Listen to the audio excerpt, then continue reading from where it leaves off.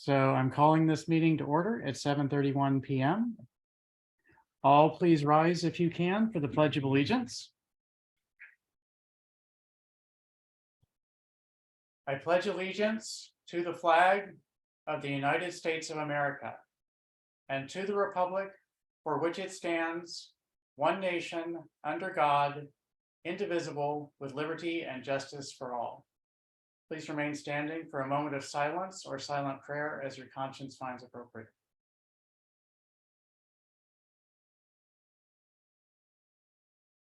Thank you. Please be seated. Members of the council, you have sorry, I'm clicking away all the informational dialogues. You have an agenda before you. Are any changes to that agenda required? And do you have any conflicts of interest for any items on the agenda?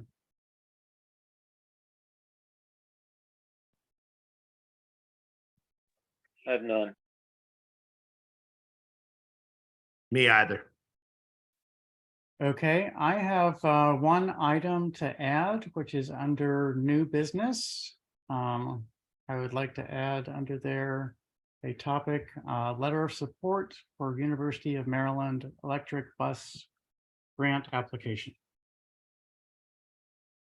This came in very late, but I think we should discuss it.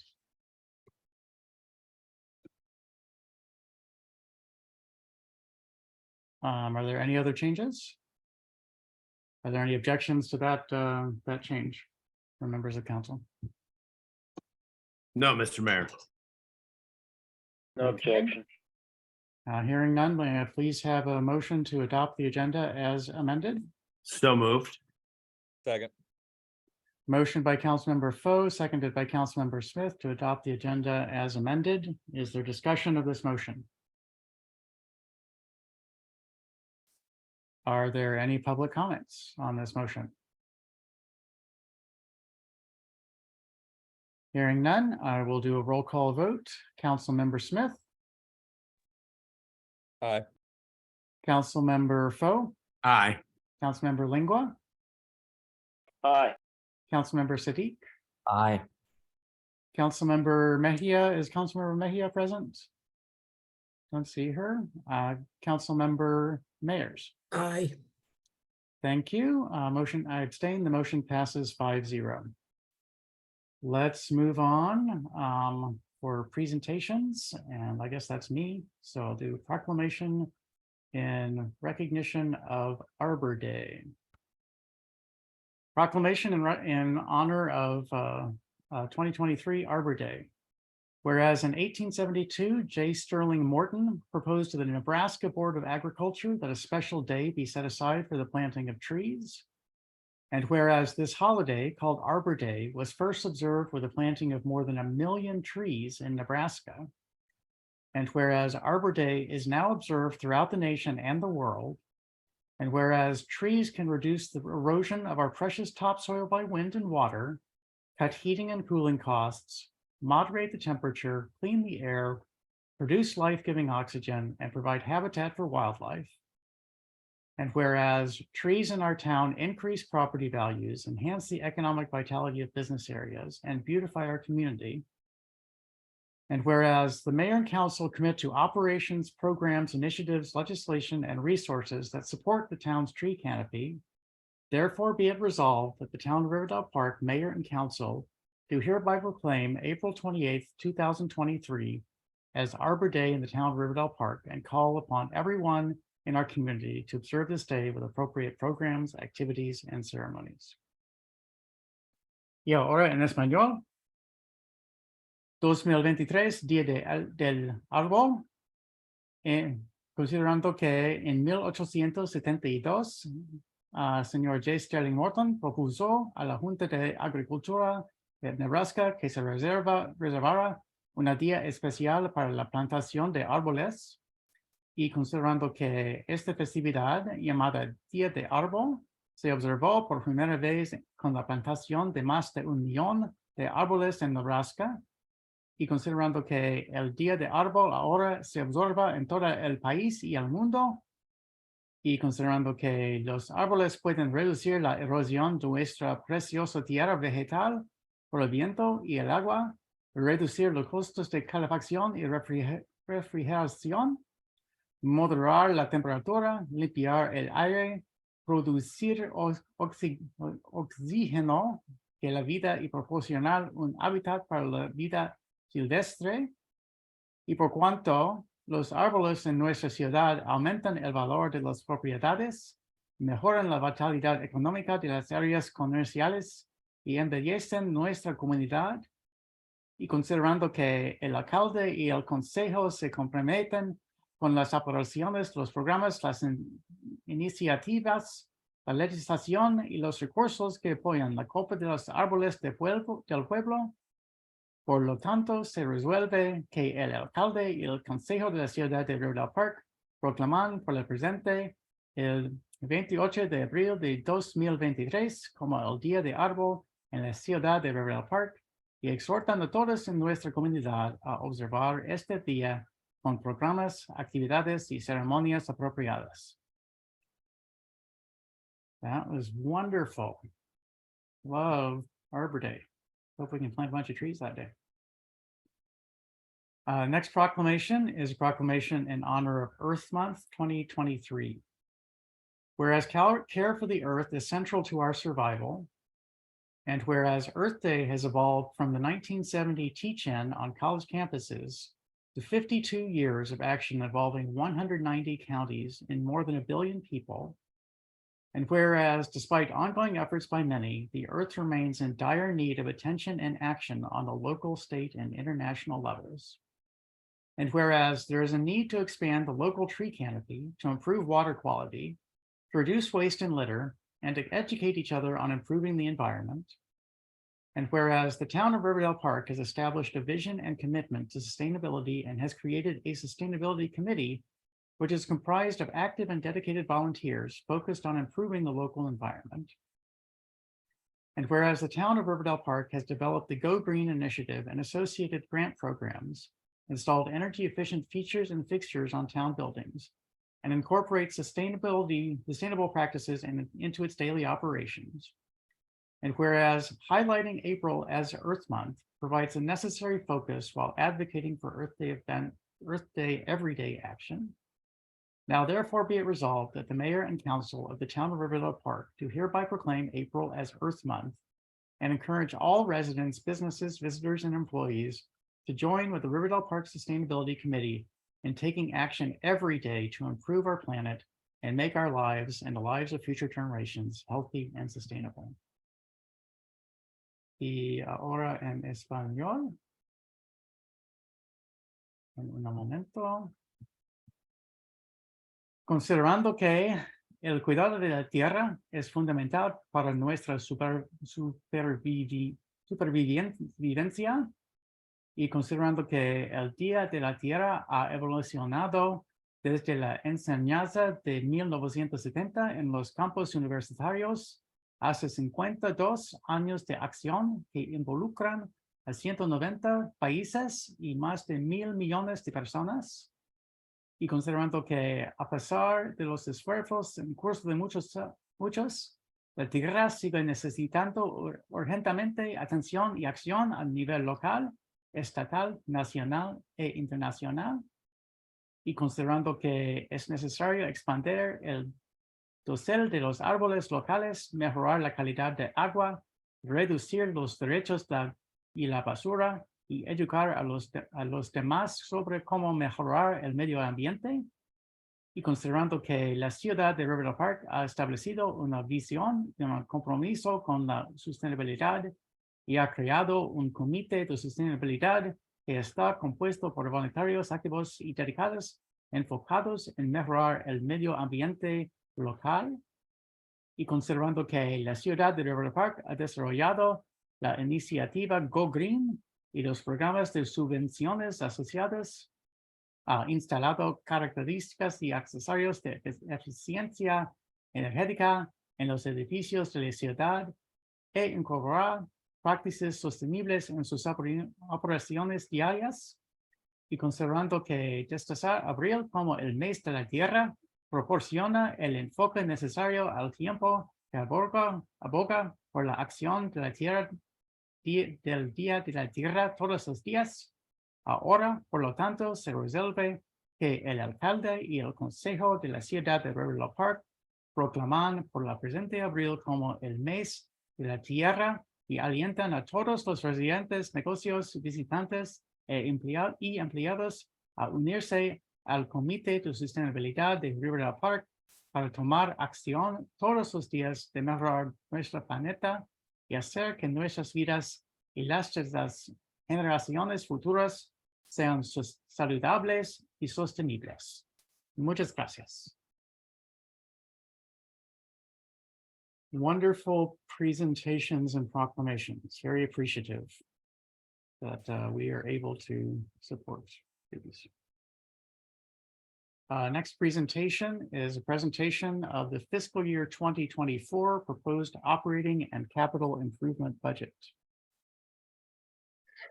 Good evening, Mr. Mayor, members of the council, residents and business owners and employees. This document that we are sharing the beginnings of this evening, because it is 360 some pages long, will take about 20 minutes to discuss some high-level overview of the document. The document is posted online. I'm sure there's an occasional typo or margin that needs moved, but I want to thank Mr. Paul Smith and Mr. Gentry Jones for their dedicated work in putting this together, the balance of the leadership team and the staff more broadly, who all had a hand in this. I've been asking the staff for months what their priorities were. And we've have continually, whenever we have the opportunity to engage residents, we ask what their priorities are. And then we hear what the mayor and council's priorities are in each and every meeting and each and every conversation.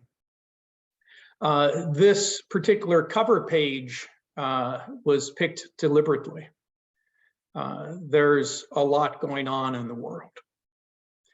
And as I shared a number of weeks ago, when the banks, there was a bank collapse in California, and I received a call from PNC saying that we may be impacted by that. We had some exposure. So the budget is comprised of 20 different sections. The table of contents this evening is not linked.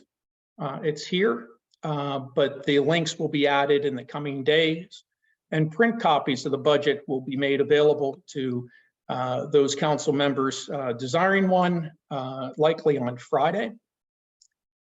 And we will also keep a print copy at the front counter in Town Hall for any residents wanting to stop by and view the budget. We do highlight this every year. This is something the town should be proud of. The fact that we consistently apply for and receive the Government Finance Officers Association Distinguished Budget Presentation Award. A lot goes into this. It is peer reviewed. And we continually try to make the budget better. For those who have been with the council for an extended period, you can go back through and see the evolution of the budget books. And I think we all have a lot to be proud of with that, because a budget is more than balancing numbers. And that's something that you hear me say and other staff members say repeatedly. And we believe that. So I wanted to highlight a couple things that are in the budget message. And so in the message, and I encourage everyone to read through the full 361 pages in the coming weeks. But it is important to acknowledge that the budget is framed at a time of continued economic uncertainty, inflation, concerns with the banking industry, supply chain disruptions, global geopolitical issues, a pending recession. The economists that the town staff follow are still saying we'll have a recession at the end of the year. PNC is saying the same. The impact of more than 3 years of the COVID-19 pandemic. And if you read some recent news reports, there's a XBB 0.1.16 that the World Health Organization has designated as a variant of concern. So we're hopeful that that doesn't become a significant issue, but it may. And the impact of all these stressors on all of us and the daily lives of our residents and businesses, our staff team, it's real. And that's reflected in the budget. The town has continued to evolve its systems and processes. And I think we're doing well because we're nimble. We're able to pivot. Recently, when we tracked and then shared with the council concerns over some retracting or constricting revenue from the business personal property tax, and as well as increased expenditures as costs go up with inflation, we noticed that revenue net expenditure had fallen. And we've concluded that that will likely continue to fall. But in the current year, we were nimble enough to pivot. And we lowered our expenditure projections for the current year, the same as anyone in their personal budget, realizing that the revenue stream may not be as strong at a particular time. You change your choices that you can. And the town has done that. Because we have done that, we're projecting next year, or we're projecting this year rather, the end of this year, that we'll still have a healthy revenue net expenditures, though significantly lower. So balancing this budget, and we'll get into the numbers a little bit later, but it did take a little bit of work. So we're bringing some money from the OPEB, the Other Post-Employment Fund. We're bringing a couple dollars from the Economic Development Fund, and 100,000 of the 303,000 total from the general fund. Now it's important to note that of the 303,000 coming into the operating budget, $100,000 of that is for contingency. And since we established the contingency line item a number of years ago, we have yet to have to draw on those contingency funds, but it's important that they're programmed into the budget. So controlling the expenditures are important, and the town is at a point where we have to also plan, though, for the inevitable development. It's delayed. I think we all thought that Riverdale Park Station would be much further along in their build out than what they are. We do have two other projects that are in the pipeline. That's the lofts in town center area, and the other multifamily project at the Chambers Funeral Home property. In total, in the pipeline, there's 805 dwelling units, give or take, and that equates to probably 2,000 more residents. But we're not going to see that revenue from real property tax increases to 2027 or beyond. There is some opportunities for redevelopment. There are some opportunities for redevelopment, including the 11-acre site at the Riverdale Plaza Shopping Center. That's a huge parcel. And with the purple line, that will likely see redevelopment as well.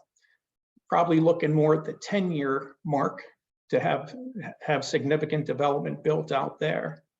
But the part of this message here is that the town is going to be changing. We've changed a lot. And in the next decade, there's a lot more change coming. And as much as it's important to be responsive to declining revenue net operating expenditures and our projections, it's equally important to move the town forward, to budget to the town's values, and to continue to invest in service delivery, infrastructure, and the staff team. And what we've done here from the staff perspective is we found that balance of competing demands. We're putting forward a number of new programs for the council to consider, including expanding the arts, fully investing ARPA funds, continuing the resident support programs, such as the Farmers Market Dollar Program, and positioning the town to anticipate a further tightening of revenue net expenditures. And we should be reading that as dollars for economic development, dollars for community development, and dollars for capital improvement projects in fiscal 25 and 26. I'm going to skip over a few things, and I want to talk a little bit about budgeting the town's vision and commitment. And so community safety, it's tied into everything we do. Whether it's designing a park, deciding where to plant a tree, everything that we do, there's an element to it that involves safety. And in this budget, we're also looking to expand the neighborhood safety camera program and implement the red light, the automated red light enforcement program. There's also in the CIP budget, which I'm not going to touch on this evening, there's a lot of projects in the CIP directly related to walk, bike, drive, to pedestrian safety, to vehicle safety, and to bicyclist safety, and to micromobility safety. So in our housing and neighborhoods, I won't read through each one of these, but I want to look at the highlights. As I already mentioned, the Farmers Market Dollar Program is funded. All the town's grant programs are funded, including the new grant programs, such as the Flood Prevention and Damage Mitigation Grant Program. In business and economic development, the proposed budget includes hiring 2 part-time ambassadors funded by ARPA funds to focus on beautification and outreach activity, both east of the river and in the town center along the hiker-biker trail. As of January 1st, 2024, the proposed budget includes the hiring of an additional neighborhood services specialist to expand the current efforts to improve conditions and corresponding values of commercial and industrial properties. We adopted a new property maintenance code, and now we need to have the staff that are have the assignment to go out and make change. I've mentioned before, and so much of this just all ties together, getting back to the cover page, everything's interrelated. We have the triennial reassessment coming up for the fiscal 26 budget. We have an opportunity to, in this narrow window, improve properties, have people invest in their properties. That protects the assessable base. And that will assist us, should there be a recession, to push back against declining property values. Where the budget also envisions continuation of all the business grant programs. In terms of the employees, the town values its employees. As we've discussed previously, we have a consultant's report that recommends that the pay range plan be adjusted. This budget allows for the 7% adjustment in 2 phases, with 3.5% as of July 1 and 3.5% as of January 1. That allows the town, by splitting it that way, to save $185,000. That helps us balance this budget. It's not just salaries when you're talking about increases, but it's everything that's reliant upon salaries. So that includes retirement contributions, workers' compensation insurance, the taxes that we have to pay. Anything that is related to salaries is impacted by these types of structural changes. We're also recommending that the town continue with its 78% share of the healthcare. The way the plan was initially created, it was a 25-75 split. A number of years ago, we were able to do it, and I mentioned to the council, I think this is a good thing to try to keep our healthcare costs to the employees as low as possible. And the council has approved in the past a split of 78% to 22%. And that's what this budget includes as well. As you'll get into the detail of the budget, you'll see though that the rates, the premiums have gone up by 18.6%. The town values sustainability, as we heard tonight from the proclamations that the mayor shared. And so in budgeting, in this proposed budget is replacing half of our gasoline powered tools with battery powered tools. Capital improvement funding for flood mitigation and rain gardens. Expanding our electric vehicle fleet, and I'm able to say expanding because we now have 2 electric vehicles.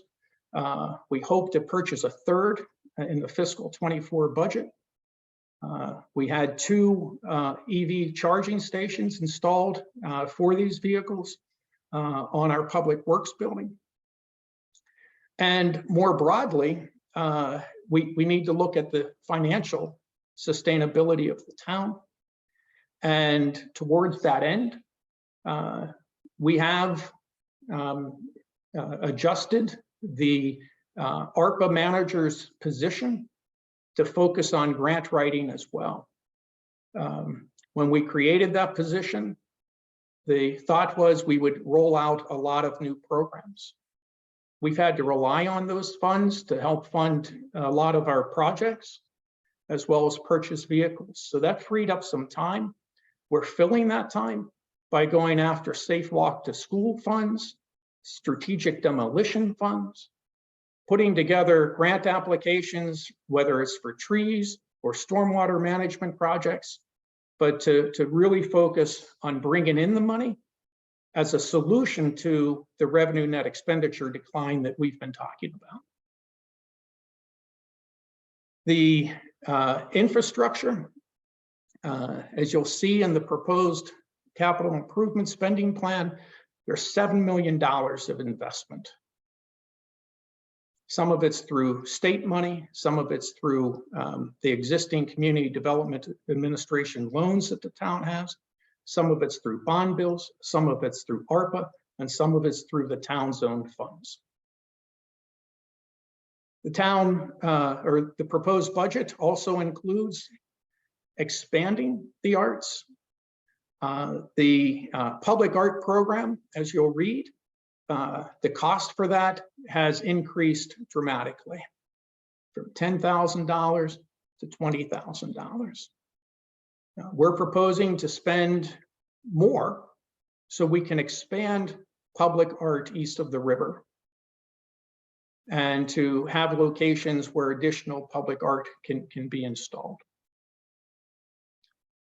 In terms of valuing community engagement and transparency, there are funds in the proposed budget to publish a print edition in Spanish of the town crier.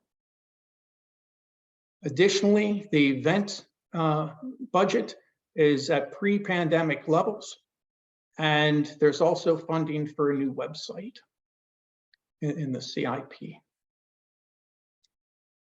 In terms of transportation, there's everything from flashing stop signs and pedestrian crossing signs and speed radar signs to really extensive projects on sidewalks and open space, parks.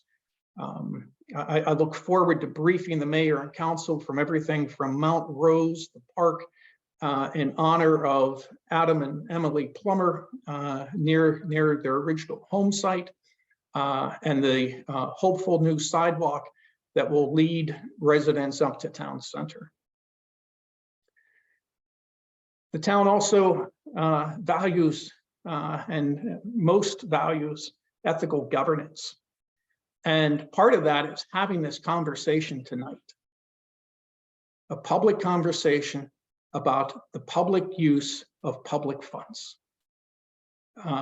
I've written it in these documents before, and we say it every year, but the budget is the most public document we have. And we need input from our residents and from our businesses on whether or not we're hitting the mark. So there's lots of information in, well, let me pause there. Are there any questions or anything on that overview so far? Council members? Members of the public, any questions? Mr. Mayor, if I may. Please go ahead, Councilmember Lingua. This is a minor point, Mr. Lustician.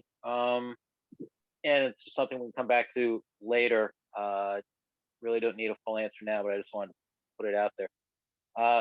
Being that we are transitioning over to electric vehicles, and you have 2 in the fleet now, is staff looking to do a cost comparison in terms of energy use, maintenance, vehicle maintenance, both vehicle and performance maintenance on these vehicles, to track how revenues dedicated towards vehicular fleet is changing? Yes, sir. And so yes is the short answer. Okay. That's all I need. Okay. The longer answer is when we get to the 5-year history of fuel usage, you'll see where our fuel prices have gone from $40-some thousand five years ago about to, I believe, 140,000, maybe 143,000 projected for next year. And so yes, the short answer is that's something that we have to look at, and we have to recognize, and that's just the direct cost. I'm sure our sustainability folks will have lots of insight that they can share on the impacts, the environmental impacts, and everything of vehicles as well. That's Any all. other? Thank you. Thank you, sir. Any other questions, Mr. Mayor? Before we move on? I don't see any other. Did someone speak? Okay, I don't think there are any other questions at this time. So I'm just going to cover a few charts and graphs. So on page 9, I think this helps explain where the budget dollars go. And so let's just start with the largest. I think naturally your eyes go to the largest. And so police services, the town spends 41% of its budget on police. Separately, police communications costs 6%, community safety programs, a little over 5%, public works is 20%. Neighborhood services and development services combined just under 6%. Employee services, 3 1/3. Finance services just shy of 4. Admin services just shy of 11. The mayor and council less than 1% of the budget. Weather response, 0.3%. Events, 0.5%. Grants, a little over 1%. And maintenance of our buildings, a little over 1%. And so if somebody wanted to see where are we spending our money, this is a good graph to look at. And following this graph on page 10 is another chart that shows where the funds are spent. Salary, overtime, benefit, contractual services, operating expense, and other operating expense. These are the major categories within the operating budget. You can see that the vast majority, a little over 70%, is salary, overtime, and benefit cost. That's where the money goes. And so naturally, departments that have more staff will cost more. So departments that have fewer staff members cost less. Now, I do want to touch later on about restricted use revenue. So there's lots of good background information explaining who different players are and what their requirements are. I want to pause here. The question had come up a number of weeks ago, and I mentioned that the charter requires certain things as it relates to the budget. And Section 602 requires that the town manager shall submit a budget to the council, and that's what we're doing here tonight. And the budget shall provide a complete financial picture for the budget year and shall contain estimates of anticipated revenues and proposed expenditures.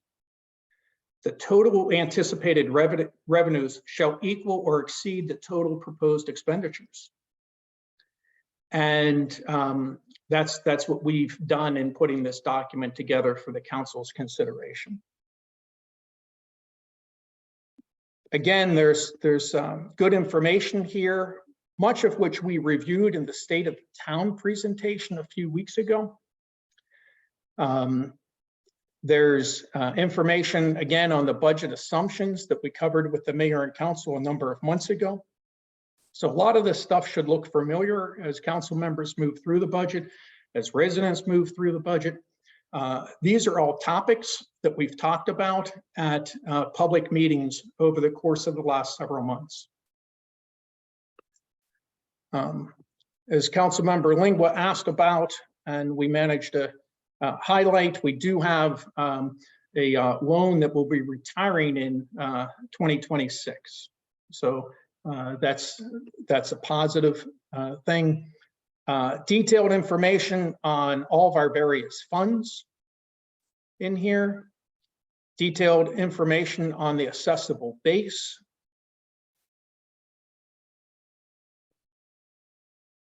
On the stressors. And I'm not going to keep repeating this, but I think we all know there's a lot going on. And that seems to be a theme, because I think 3 years ago, we said, oh, there's a lot going on. I would submit there's a lot more going on today than in terms of uncertainty than what we even had with the start of the pandemic in 2020. I wanted to mention restricted use operating revenues. We had similar charts last year. Neighborhood services, for example, through their programs, they cover the vast majority of their expenditures. And that's done through permit fees, licensing fees. So revenue comes in and pays for the inspection services. To a lesser degree, but still very impactful, the same is true of public safety, because we bring in public safety dollars, and that's through the state aid for police, $160-some thousand a year in a grant, as well as through our automated enforcement programs. So for the police, when you apply the restricted use revenue, a 5 million combined public safety expense. So that's police communications, that's our community safety programs, as well as police services. The cost from the town funds, tax dollars and fees, things of that nature that are unrestricted, goes down to we're projecting 3.8. But as you can see in the chart above that, we've brought in considerable revenue. It's actually 2 charts up. And these are gross numbers, but we've brought anywhere from a low of a little over $1 million to a high of just under $2 million in 2022. So there's various revenue sources. Here's the fuel analysis, and Councilmember Langua, I misspoke. It's actually, we're projecting $169,000 in fuel expense for next year. And so, yes, the longer answer will still be a yes, that we will be looking at expanding our electric vehicle fleet and conducting an evaluation of cost savings and looking at maintenance and cost of ownership. I've already talked about the COLA history, but there's background information here that gets into the history, at least a 5-year history. In some cases, we provided a 7-year history of what these different expenditures or revenues have done. So you can look at a trend line and help inform your future decisions.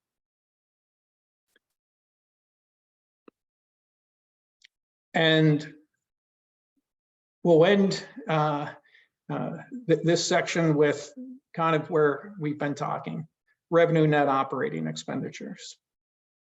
And we hit a high of 2.2. We're projecting 1.1. And so next year, we'll see. So in the budget message, I mentioned that we will, over the course of the summer, take a hard look at the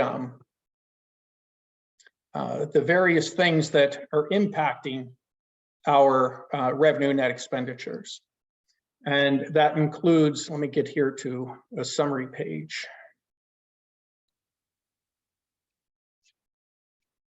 So I can leave you with some numbers this evening.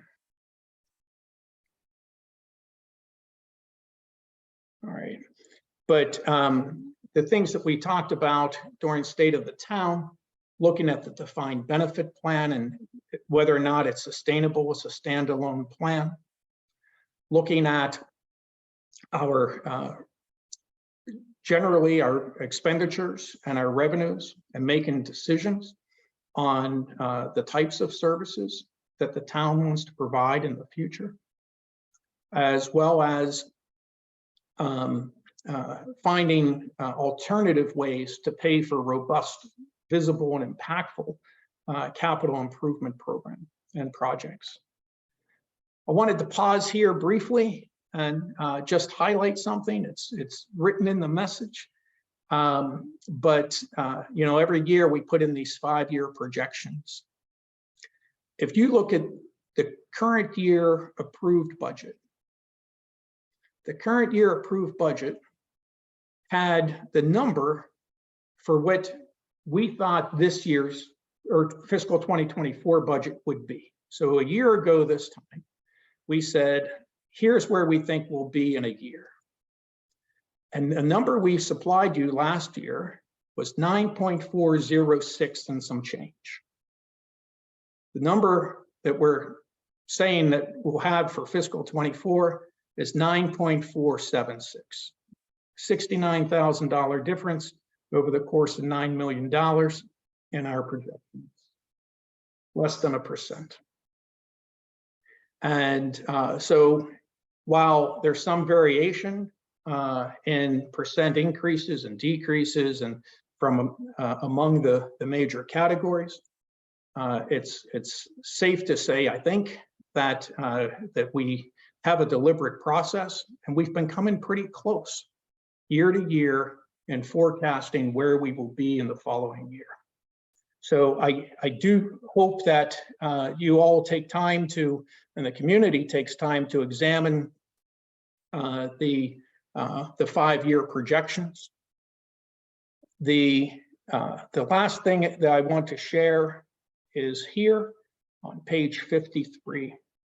And this is a breakdown by expenditure type in terms of where we are spending funds, very similar to the pie chart that's shown earlier in the budget message. And this shows that of the 9.476270, the vast majority, again, salaries, benefits, overtime, contractual services, operating expenses, and then the other areas, you get down into much lower percents. I'll say it that way. So as we look to talk and work through this proposed budget, any changes, I would say that because this is a balanced budget, but we're bringing dollars in, there's not projected revenue sitting here that we can add things to this budget. Any structural changes, I think the council would need to take a really hard look at those in addition to the structural changes we have contained herein. And any one-time expenditures, we'd have to look at those hard as well, because it would necessitate additional transfers from either our economic development, community development, OPEB, healthcare and wellness fund, or the general fund. In all of this, though, we are maintaining a really healthy fund balance. We are over 2.6 times what the GFOA tells us we need to be. And I would say to the council, at a time of this type of uncertainty, it's a good place to be in terms of having that type of reserve. And I would urge caution in spending that down at this point, because we don't know whether or not we're going to have a recession. And we don't know the impact that that may have on our property values. And with that, Mr. Mayor, I went over 20 minutes, took 40 minutes, but there's a lot here. And I will say, if any member of the council has questions, would like to talk about this offline, Mr. Smith, Mr. Jones, myself, the leadership team will all make ourselves available, plus at any public meetings. And if any residents have questions or concerns, they should give us a call. Thank you for that presentation, Mr. Town Manager. It was quite a bit of information, a lot to digest, and this is just we're not even 15% into the budget through page numbers, I believe. So there's a lot more detail backing up these numbers that we've seen so far. So thank you for that presentation, and many thanks to the staff who contributed to making that budget ready for us to review at this time. Very much appreciated. I know that there have been a lot of late nights, a lot of early mornings, and a lot of weekend days that may have been skipped in order to prepare this. And I thank the staff for that contribution. Members of the council, do you have any questions for the town manager about the budget or comments about the budget at this time? Mr. Mayor, if I may. Please go ahead, Councilmember Lingua. Thank you, sir. In regards to what was brought up this evening and what was touched upon, one of the matters that was touched on briefly, yet is extremely important given the timetable, is that portion of the budget where it is an outline of the expenditure of the American Recovery Plan Act funds that the town received. And as we all know, we have a deadline of December of 2024 to essentially present, how these funds will be expended, and a deadline of December of 2026 to have expended those funds. And we have, and that is a time that is approaching more quickly than one would think. And I would ask of council, when you receive the budget, even though that this will be, the CIP is going to, or that part of the budget, which when you see the book is separate from CIP, and that will be discussed on the 22nd, I would ask that you take a look at that early and go over it thoroughly and essentially respond, get, offer comments to the mayor and myself as to your thoughts on what's being proposed. Because it's going to be important for us to convey to staff at that meeting on the 22nd. Really, at that point, hopefully we're going to be more towards coming to a consensus on what's being presented, as opposed to it being really an introductory or a first time going over. It's a conversation that really needs to happen amongst ourselves, amongst residents in each ward, as you're able, and as well as with staff, so that staff is able to move forward more readily once this budget is passed in the start of. We'll be looking at what, late May, early June for the final passage. It's scheduled for May, sir. We have to Okay. report, the tax rates to the county before the end of the month, before the end of May. Okay. So, is the one ask that I have that might be outside of just the general review that we're all going to need to do in preparation for the hearings that are going to be on the 15th and the 22nd. It's really imperative that we look that over and give it thought and be able to discuss this in a ready fashion between now and the 22nd, and more than likely probably time after that. But I'm hoping that by the 22nd we're able to give staff a solid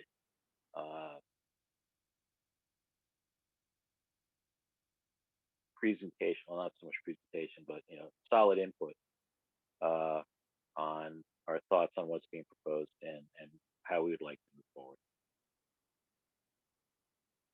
Thank you, Councilmember Lingua. I wholeheartedly endorse your suggestion. And Mr. Mayor, may I respond briefly? Of course.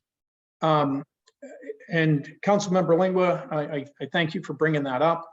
I think it's good for everyone to know that the staff team recognizing that, those deadlines.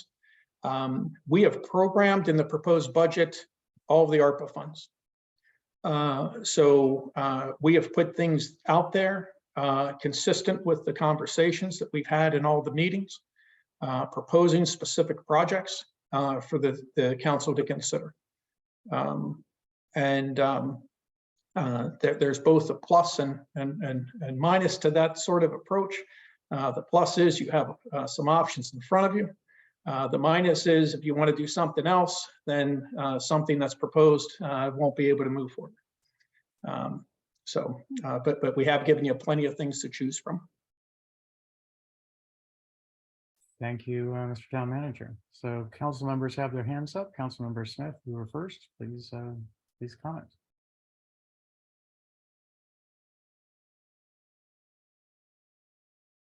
Councilmember Smith, you're muted if you're speaking.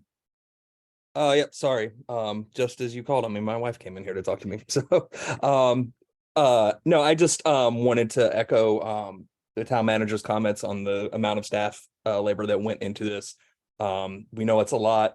It's probably more than we know, and we very much appreciate it. I look forward to having conversations with colleagues on the council, the town manager, and staff about budget. I'm particularly I have some questions about expansion of neighborhood safety cameras, but I think we can get into that at a more appropriate time. But thanks again for all of the work that has gone into this for the staff. We greatly appreciate that, sir. Thank you. Councilmember Siddiq, you have the floor. Yes, I wanted to say how impressed I am that you're winning the budgetary awards that you pointed out at the beginning. That is no small task, and a huge part of what town government is spending the residents' money in a transparent and effective manner. And I think that letter shows that you're doing an excellent job at that. That being said, it's like we have an all-star team here. Are we paying them like all-stars? Because what I'm hearing from the most recent discussions on salaries are just getting back to median and not rewarding these outstanding leaders with above median pay. Just wanted to put that out there that we've got a great cast here. We should keep them around. Thank you very much. We've applied a franchise tag across the board. Thank you, Councilmember Siddiq. Are there additional council questions or comments on the budget presentation?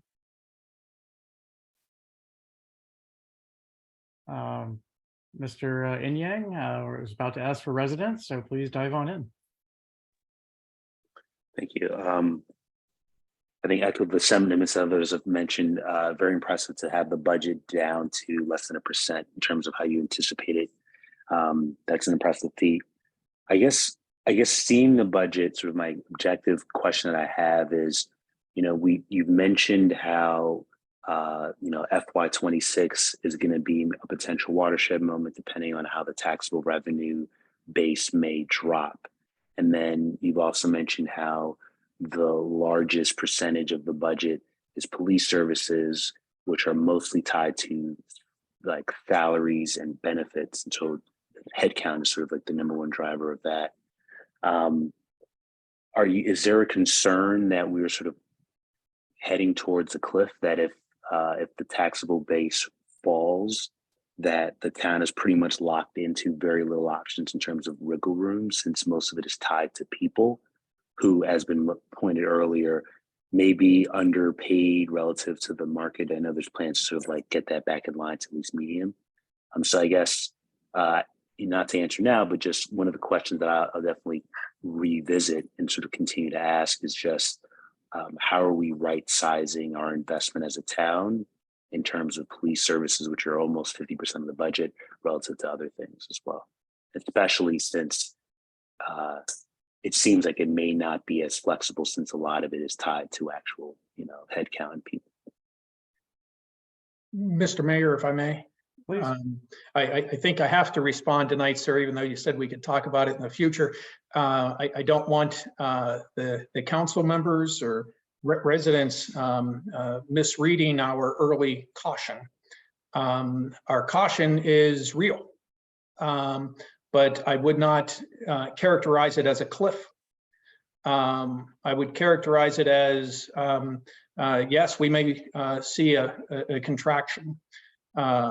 Historically, if you look at recessions and the impact on property values in Prince George's County, yes, recessions could cause as much as a 10% contraction. That's not what's being forecasted by the economists that we follow at the Sage Policy Group. That's not what's being predicted by the folks at PNC. So I think we may see a slight contraction. And might that result in tighter funding? Yes. As someone who had to navigate the impact of the housing bubble, and for the jurisdiction I worked in at the time, 2010 was the budget year because of the triennial assessment cycle. If there ever is a catastrophic event, yes, headcount can be impacted. The staff team has heard me say more than once that certain levels of revenue drop. You don't make that up in paper clips. And so we have to be realistic. Nothing's guaranteed. Change happens. How we deliver services happens. In terms of change to how we deliver services, as well as the services that the mayor and council choose to provide. Those things change over time and evolve. And that's all part of the conversation, the community conversations and the conversations and deliberations that the mayor and council have. But I would not describe what we're projecting for 2026 as a cliff. I would describe it as something to plan for carefully now, so we don't have to make those sorts of changes. Being smart today can assist us in 3 budget cycles out and not having to make as drastic of changes. And so the staff team has also heard me say many times, and Gentry and Paul and I think we're all 3 on the same page, slow and steady when it comes to structural changes is the way we try to approach things. Because we don't want to have to walk people to the door. And slow and steady has worked. And I would urge us, as I do in the budget message, now's the time for a steady hand. And now's the time for us to plan and evaluate and ask questions and find a steady, gradual path to get us through this. Because on the outside of what I think is going to be a decline, and we may be wrong on that, but we may be right too. But on the outside of that, we're talking about pretty expansive growth in the town in terms of the number of residential units and the number of residents. We have to be prepared for that as well. So I hope that answers your question in part, sir, and I look forward to more discussions with you. Thank you, Mr. Town Manager. Mr. Yang, do you have more comments? Oh, your microphone is open. No, I'll take you up on that offer to further talk more about the budget. Appreciate your comments though. Yes, my cell phone is widely published. I urge you to give me a call. Everyone knows it. So, are there any more public or council comments? Not seeing any hands nor microphones turning on. I just have one comment looking at the 5-year projections about the anticipated rate of expansion of benefits and salaries. And there's the salaries were increasing at around salaries are increasing at about 5% and benefits at around 15%. And that means that in the not terribly distant future, maybe less than 10 years, I'm guessing, benefits, the cost of benefits will exceed salaries if they both continue on that trajectory. And that is that's concerning all by itself. But you know, there's nothing we can do about that tonight, and maybe not even this year, but it's something we need to think about. So that's that. Any additional questions or comments before we move on the agenda? Okay, let's move on to the next item on the agenda. I've hidden my agenda. So let me pull it up. Oh, look, it's me, the mayor's report. Well, the town manager had a long budget presentation. I have a relatively short mayor's report tonight.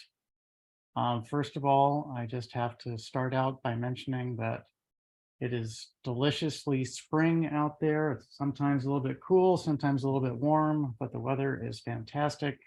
I've been outside as much as I could today because it was a great day. Hope everyone else is enjoying spring as well.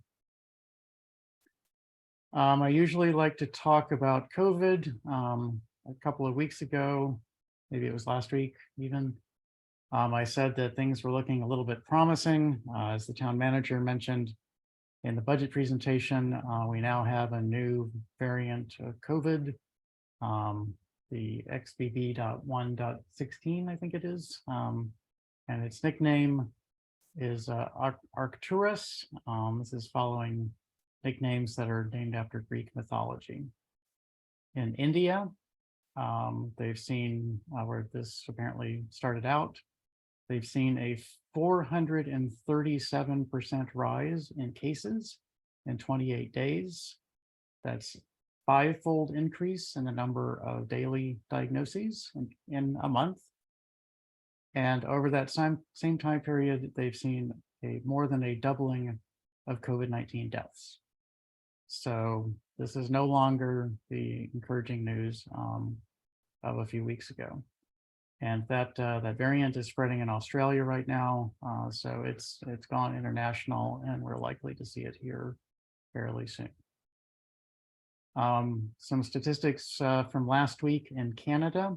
I don't believe that, I think they're still working through the current variant of favor.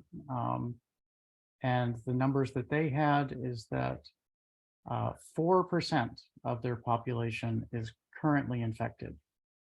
That's 1 in 25 people.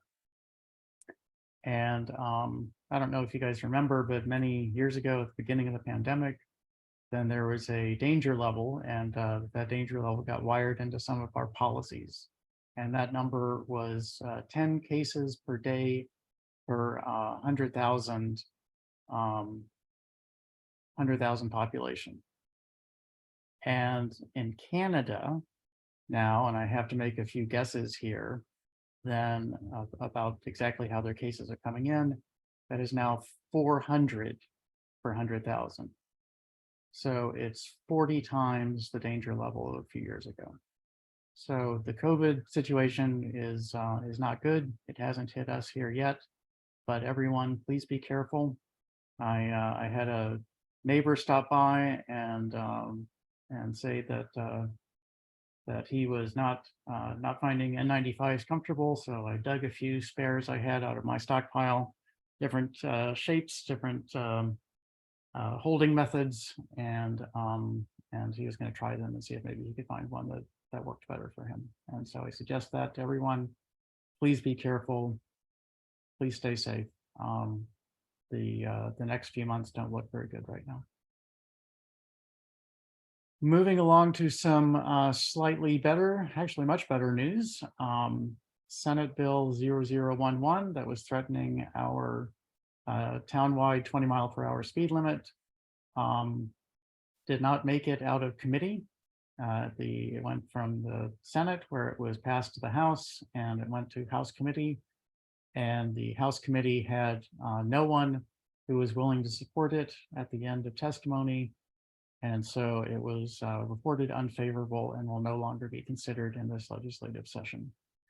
I want to thank town resident Dan Barron for alerting us as to the existence of this. And I want to thank municipalities across the county and across the state for reacting as we did and opposing it and ending it. I want to particularly call out a member of our delegation. I read in a news story that Delegate Ann Healy specifically brought up issues in her district, in our town, I'm sure, and spoke against it. And that was part of the testimony that ended it. So this is great news. It's good when we deflect something that threatens our programs that we are happy with. I have two other items on my short list of things to talk about. One of them was budget season. I think that we've spent enough time on the budget for this evening, so I don't have to say much else, except as Councilmember Lingua mentioned, we have hearings coming up on the 15th and the 22nd, and I hope that we can have good attendance at those hearings and get some good public comments on the proposed budget. And last but not least, I want to remind everyone that in just under a month, we have on Monday, May 1st, 7 a.m. to 8 p.m. an election. And this is our every other year election.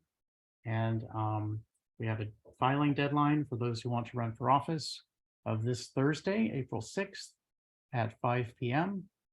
And I encourage everyone who's interested to please file.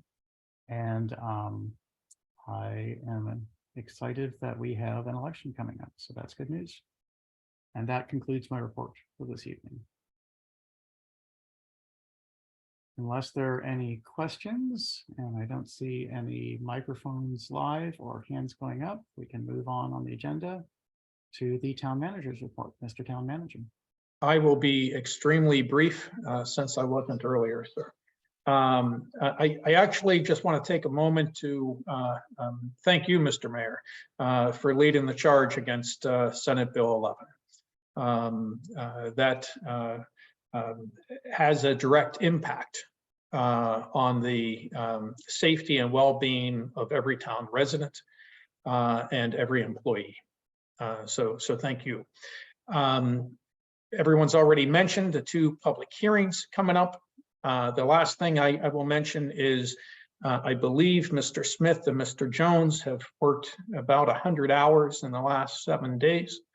So following the finance report, I'm excusing them from the balance of the meeting so they can get some well-deserved rest. Thank you, Mr. Town Manager. I fully support letting them get some sleep. Imagine you need that, but we need you for the rest of the meeting, unfortunately. Okay, are there any questions for the town manager?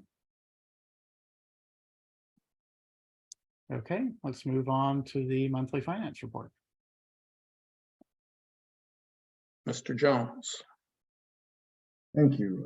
Good evening, Mayor and Council members of the public. Tonight's finance reports cover revenue and expenditures for the months of January, February, and March, as well as a year to date. So for the month of March, revenue totaled $423,999. Expenditures totaled $597,787, with a net of negative $173,788. Again, revenue and expenditures. Typically, we do have positive numbers, but we receive the majority of our revenue in other months. So like the month of March, as you can see in previous fiscal years, we actually had a negative number for a net. But overall, revenue, net expenditures year to date is at a positive. For fiscal year 2023, we have a total revenue amount of $8,582,000 and expenditures totaling $5,865,000, with a positive net of $2,717,000. So at this point in the year, with roughly 3 months left, town revenue is at 97.81% of budgeted revenue. So the revenue at this point with 3 months left is in a favorable position. The town is continuing to be conservative with spending. Expenditures are at just 66.85%, with 3 months left. So expenditures are in a good place as well. In comparison to previous fiscal years, revenue has exceeded, and our net has exceeded that of fiscal 2022 and 2021 as well. So yeah, that concludes the finance reports for tonight. The town continues to be in a positive financial position, and as we near the end of the year, we will continue to be conservative with spending and monitor our revenues. So that concludes the finance reports, and if there are any questions, I'll be happy to answer. Thank you, Deputy Director Jones. Are there questions for Deputy Director Jones?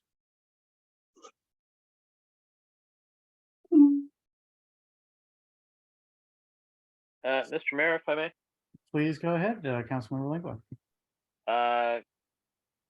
Jones, I take it that that percentage that you brought up in terms of expenditures at this point in the fiscal year, now that we're going into Q4, that's consistent with years past? Correct, yes. Okay, thank you. Additional questions from the council or members of the public about the monthly finance report? May I have a motion to adopt the finance report subject to audit? So So moved. moved. Second. It was made by Councilmember Lingua and seconded by Councilmember Smith. Is there discussion? Are there any public comments? I'll do a roll call vote. Councilmember Smith, Aye. Councilmember Foe, Aye. Councilmember Lingua, Aye. Councilmember Siddiq. Aye. Has Councilmember Mejia joined us? Don't see her. Councilmember Mayers. Aye. And I abstain. The motion passes 5-0. Next item on the agenda is correspondence summary. And there's a lot of material in there. The water and sewer plan has a lot of pages to it, but there's not a lot that seriously impacts us. I would like to sort of briefly point out item 4, just so that I know many members of the public are concerned about this. This is the development at the Chambers site, and this is a pre-notice that a site development concept plan will be submitted for review shortly, but nobody's seen it yet. The plan doesn't exist. And this is just a concept plan. It's not very far along. I'm personally interested to see it, and I will be registering, as that letter allows you to be on the list of people who gets early notification when things happen. So just wanted to point that out before moving on.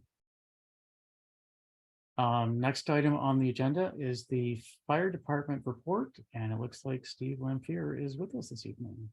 Mr. Lampier. Hi.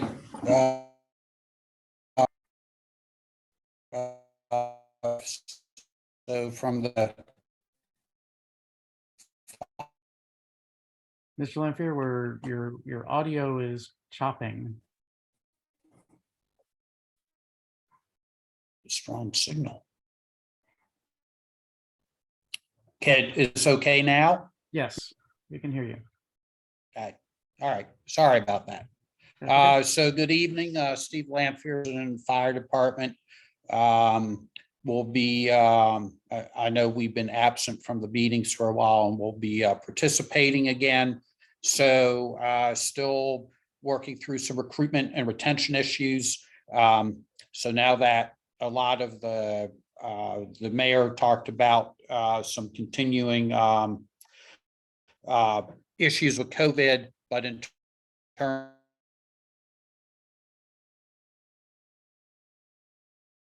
Mr. Lampier, you've cut out again. I would actually recommend turning off your video.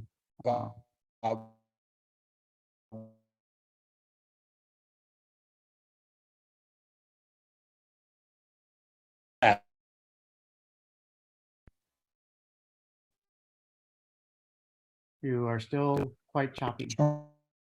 Mr.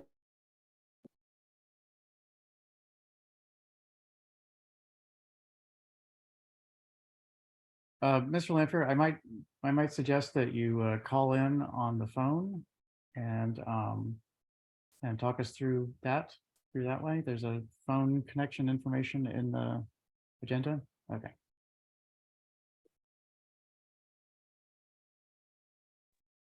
So I apologize. I moved to another part of the station. Okay, very good. Is that better now? Yes, much better. Okay. So anyhow, working through continuing recruitment and retention issues. So it still takes a while.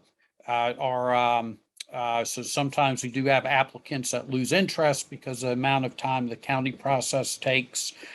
We lost a couple people, really active members that we had from University of Maryland and George Washington University during the pandemic. But they have graduated and moved on to other things. A couple became U.S. Navy officers. We have a couple in med school. So those are all great things for the members. But it's good. So our aerial tower has likely been deadlined. The county hasn't officially told us that yet, but it does have an obsolete part. And it is 30 years old, and we're working through some options on that. I'll have another in May. Did I lose you for a minute? There are just a few seconds. You're still doing okay. Okay.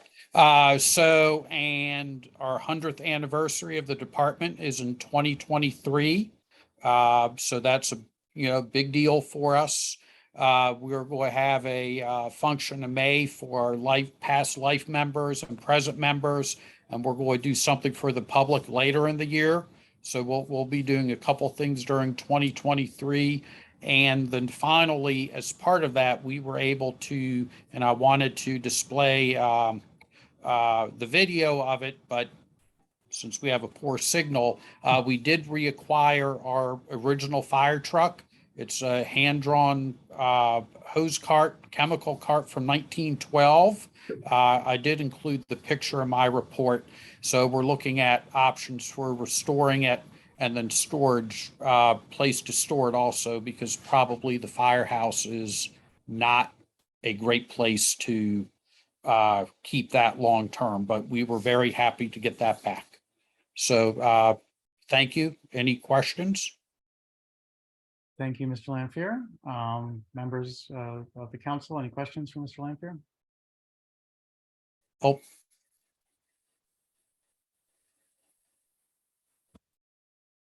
That is great that you got the original cart. That's fantastic.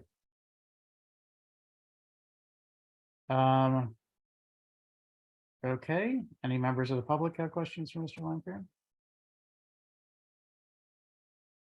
Okay, thank you, Mr. Lanfear. It's good to have you back. Good to hear what's going on, although not all of it, as you said, not all of it is good, but there is some good news. And I realized when you said that the ladder truck is 30 years old that I was thinking, wow, it just doesn't seem like that. And I realized that I've lived in town for almost 30 years, so it was brand new when I got here. And okay. And now I've gotten older too, so that happens. But we'll look forward to hearing from you about what options we have going forward. So thank you again for your report. Councilmember Sadiq has his hand up. So Councilmember Sadiq. Yeah, I was wondering where the 100-year-old fire engine was. So the department apparently, so some of this happened before my time. A collector in Northern Virginia somehow acquired it as a loan. I don't know the circumstances. That collector offered to sell it back to us several years ago for a 5-digit price tag. Certainly not something we were going to do. That collector then downsized his collection, moved somewhere, and he contacted one of our members directly, and he sold it to him for a reasonable price. And then the member we just reimbursed the member for getting it back for us. Interesting. Thank you. You're welcome. Okay, thank you for the report again, and let's move on to the next item on our agenda, council committee and ward reports, starting with Councilmember Smith, Ward 1. Thank you, Mr. Mayor. Good evening, everybody. It's great that spring seems to have sprung, although in my experience, we may have failed to inform the fish of that. They're still not aware they should be biting, so hopefully we can do something about that, maybe pass some legislation. Appreciate the mayor's Earth Day proclamation from earlier, as I've talked about a lot in this body. And with our residents, we as a town have to consider climate change in every decision we make, down to like what compounds we use for sidewalks, because it's going to impact everything. And with the discussion of housing earlier, that as we develop, 800 something new units is going to be a big issue for our town. I do have some concerns that I'm happy to see the development, we need the housing inventory, but we're getting transit oriented developments that are defined as transit oriented, that are still for some reason building a large number of parking spaces. That doesn't exactly jive with me, but in general, the increasing our housing density and inventory is good for housing costs. It's good for the earth, and I'm glad to see it.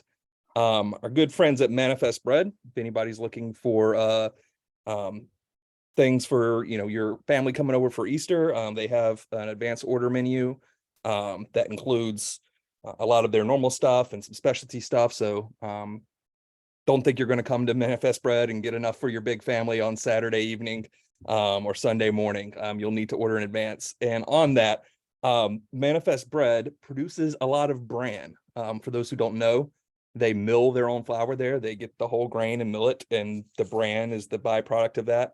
And it's a significant amount that is sort of difficult to find something to do with other than paying someone to just, haul it away and trash it. It's great, I'm told, for feeding hogs and other livestock. And so if anybody's aware, or I'm wondering if we might have any relationships at the agriculture department at UMD or something like that, folks that could use bran for feeding hogs or for any other purposes, if anyone's aware of any other purposes for bran and what we might do with that. So keep your ear out. If you know anybody with hogs, let me know, or the good folks at Manifest, they'd be glad to have someone take some of that bran off their hands. I never thought I would give an extended remark on bran before, but there you go. That's all I have for this evening, Mr. Mayor and colleagues. Thank you. Thank you, Councilmember Smith. I will remind all residents of the town that while the zoning ordinance now allows having a small number of poultry, town law does not, and hogs are definitely way out. So don't get any hogs just because you want to help out Manifest Bread. Well, at least not if you plan to keep them in town. You can get some hogs and keep them somewhere else. That's fine. Councilmember Foe, Ward 2. I wish I had an appropriate response to the previous dialogue about hogs. That's some big good stuff. Seeing my face in our Zoom meeting this evening, it's apparent that I should have been wearing sunscreen while outside working in my yard today. So everybody in Riverdale Park, as the weather improves, make sure that you're using appropriate skincare. I have been out all day long in the garden. We've got our first batch of onions. We've got greens in the ground. We are doing garlic over the next 24 to 36 hours. It absolutely is gardening season. The University of Maryland is an incredible resource. I would encourage everybody who is thinking of putting something into the ground, please look at the websites through the university, through the local agricultural extension. They have Ask a Gardener questions. I've utilized it throughout my entirety of living here in Riverdale Park to gain some incredible knowledge on what it is that we can do here in our extended growing season. I find it also to be something I love getting my hands dirty. I love the emotional benefit of being out there and focusing in garden. And I love that we can produce, high quality produce here in Prince George's County, here in Riverdale Park. It's part of the reason that we love the space that we moved to. Please email me with any garden questions, comments, concerns, any advice. The thing that I've always realized since devoting a large portion of our time to this is a lot of people do different things and they end up with remarkable results. So please let me know what you're doing in your garden that allows you to find success. With that being said, I am sick of listening to myself and looking at myself. So I will yield the rest of my time back to you, Mr. Mayor. Thank you. Thank you, Councilmember Foe. I'll ask you after the meeting whether you can mulch using bran. So please research that. You know what? I'm going to look it up just to figure out. Let's see what else can we do with bran. Okay, very good. Councilmember Lingwell, Ward 3. Thank you very much, Mr. Mayor. I'm going to keep this fairly brief. CCAR CDC held another job fair event up at the Service Department Cafe on the 30th and 31st. No reports from them on how that went. To find that out, I'll be happy to pass that along. The Riverdale Park Business Association had to cancel their meeting, which was going to be, which was scheduled for next week from Wednesday, the 12th. And they're looking to reschedule that for May 10th. And a bit of local, quasi-local 20737 hockey news. That being President Patrick Johns and Mateo Concha, who play for the Bowie Bruins, have been tearing it up this past winter and spring, winning the Gasoline Alley Big Bear.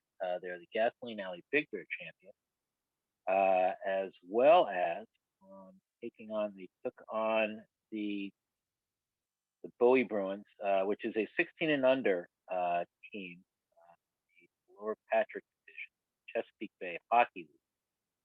They took on the Reston Raiders late in February, and they proved victorious and were the 2023 champion of the Chesapeake Bay Hockey League. Later on in the year, the two lads had the chance to go up against one another at the they played each other in a Bowie versus Tri-City, which is a Laurel team of the Congressional Cup Spring Classic, Maryland Youth Hockey Tournament, and that game was won by the Bowie Bruins. But it's just good to see some local kids getting in on some good rink action and coming out victorious. And they are definitely the pride of Ward 3, proving once again, we may be Ward 3, but we are number 1. And with that, I will conclude my report. Oh, wow. Thank you for your report, Councilmember Lingwell, and for bringing me up on news that I had no idea about. It's very interesting. Councilmember Sadiq, Ward 4. Yes, I'd like to follow up on Councilmember Smith's comments on the transit-oriented housing developments going on, and point out again, the town is in possession of some very valuable land next to Town Hall. And that land is very close to not only public trails, but also to the railroad station. And yet, as I understand it, our plans right now are to turn to a parking lot. We're in the midst of a housing crisis. I again suggest we should look at putting housing there. Nothing further to report. Thank you, Councilmember Siddiq. Appreciate your report and comments. Councilmember Mejia is still not here. Is that correct? Councilmember Mayers, do you have a report? Did we lose Councilmember Mayers also? Mayor Thompson, Councilmember Mayers did have to leave about 10 minutes ago. Okay, thank you. I hadn't noticed. Okay, that brings us to public comments on non-agenda items and consent agenda items. Are there any public comments?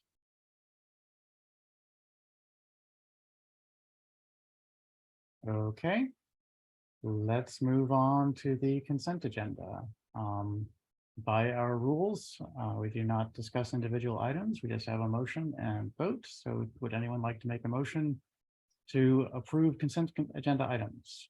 So moved. Second. Motion by Councilmember Foe, seconded by Councilmember Smith. I'll do a roll call vote. Councilmember Smith, Aye. Councilmember Foe, Aye. Councilmember Lingua, Aye. Councilmember Siddiq, Aye. and Councilmembers Mejia and Mayers are absent. So I abstain. The motion passes 4-0. That brings us to legislative action items. Item number 1 is introduction of ordinance 2023-OR-04 regarding Chapter 75 stormwater management. I hope that someone is ready to introduce, or do some council member like to introduce this ordinance?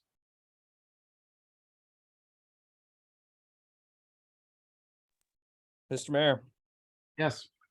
I'd like to introduce ordinance 2023-OR-04 for the purpose of and generally relating to stormwater management in the town of Riverdale Park.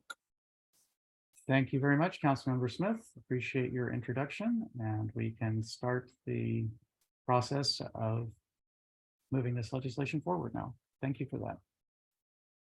Next item on the agenda is a motion regarding a letter of support for county legislation CR-018-2023 regarding guaranteed basic income pilot program. I believe that this is from Councilmember Smith. Would you like to discuss this or make a motion? Absolutely. I think this is a great pilot program that we're looking, or the county's looking to run here in PG County, as well as some other areas in the greater, or some other municipalities in the greater Washington area. Pretty much every study on basic income that has been done has found that it is wildly successful. And as we, and particularly in this area, we have major issues with income inequality. There's even within our town, we know that there are some very wealthy folks, and there are some folks that are very much struggling. And finding a way to bridge that gap is extremely important. And I really think that, doing a program like this, in the shadow of our nation's capital, it would get some attention and hopefully not just result in some good policy for our county and our community, but also the country. We did have an exchange with the folks of the county about some things that were unanswered in the proposed legislation, particularly how this program will be evaluated on the back end. We didn't get a great answer on that. And I know Councilmember Sadek had another question about the selection of participants that I think we did get a good answer on, but happy to hear my colleagues' concerns if you have any further. So I think we should submit a letter in support of this program, and perhaps note that we hope the program will have some rigorous evaluation metrics on the back end to determine whether or not it is successful. So I'm interpreting that as a motion to write such a letter and express such concern. Oh, I'm sorry. You said talk about it. I didn't know you wanted motion. I would absolutely move that we send a letter of support to the county council for their resolution CR-018-2023 on the guaranteed basic income pilot program. Is there- Seconded. Okay, motion by Councilmember Smith, seconded by Councilmember Foe. Councilmember Smith, I think you've already had your first speech. So let's let Councilmember. Sorry about that, No, it's fine. Roberts.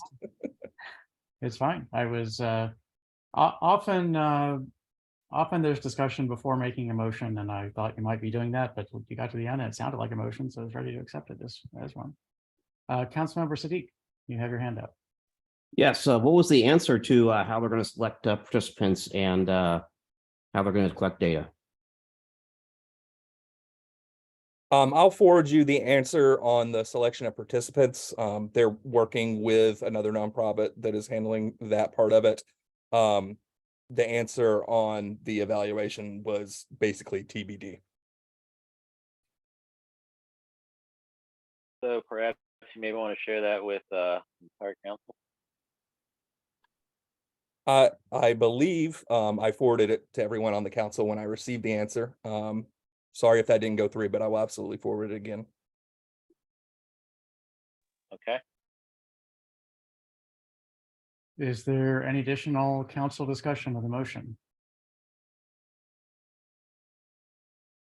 Are there public comments?